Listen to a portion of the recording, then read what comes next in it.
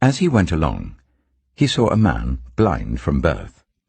His disciples asked him, "Rabbi, who sinned, this man or his parents, that he was born blind?" "Neither this man nor his parents sinned," said Jesus, "but this happened so that the works of God might be displayed in him. As long as it is day, we must do the works of him who sent me. Night is coming when no one can work.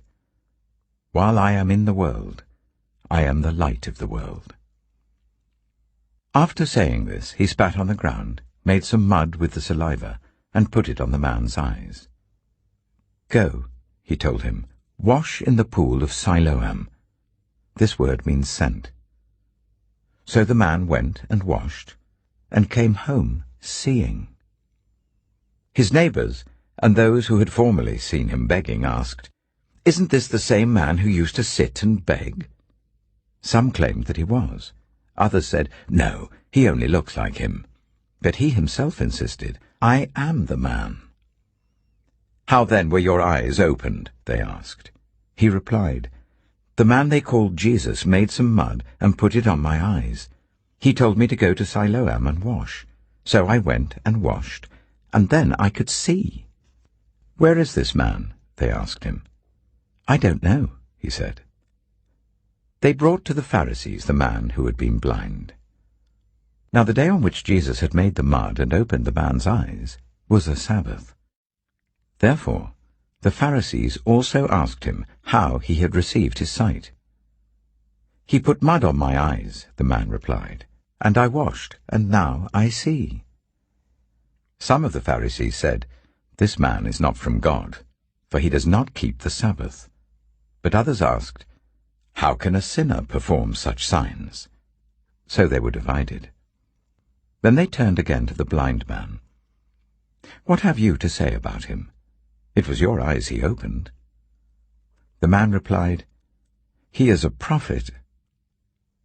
They still didn't believe that he had been blind and had received his sight until they sent for the man's parents. "Is this your son?" they asked. "Is this the one you say was born blind? How is it that now he can see?" "We know he is our son," the parents answered, "and we know he was born blind. But how he can see now or who opened his eyes, we don't know. Ask him, he's of age. He'll speak for himself."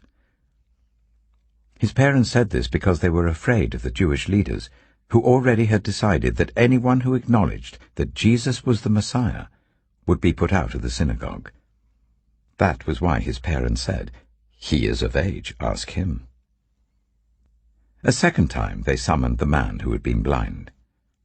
"Give glory to God by telling the truth," they said. "We know this man is a sinner." He replied, "Whether he is a sinner or not, I don't know. One thing I do know, I was blind, but now I see." Then they asked him, "What did he do to you? How did he open your eyes?" He answered, "I have told you already, and you did not listen. Why do you want to hear it again? Do you want to become his disciples too?" Then they hurled insults at him and said, "You are this fellow's disciple. We are disciples of Moses. We know that God spoke to Moses, but as for this fellow, we don't even know where he comes from." The man answered, "Now that is remarkable. You don't know where he comes from, yet he opened my eyes. We know that God does not listen to sinners. He listens to the godly person who does his will. Nobody has ever heard of opening the eyes of a man born blind. If this man were not from God, he could do nothing." To this they replied, "You were steeped in sin at birth. How dare you lecture us?" And they threw him out. Jesus heard that they had thrown him out, and when he found him, he said, "Do you believe in the Son of Man?" "Who is he, sir?" the man asked. "Tell me so that I may believe in him." Jesus said, "You have now seen him. In fact, he is the one speaking with you." Then the man said, "Lord, I believe." And he worshipped him.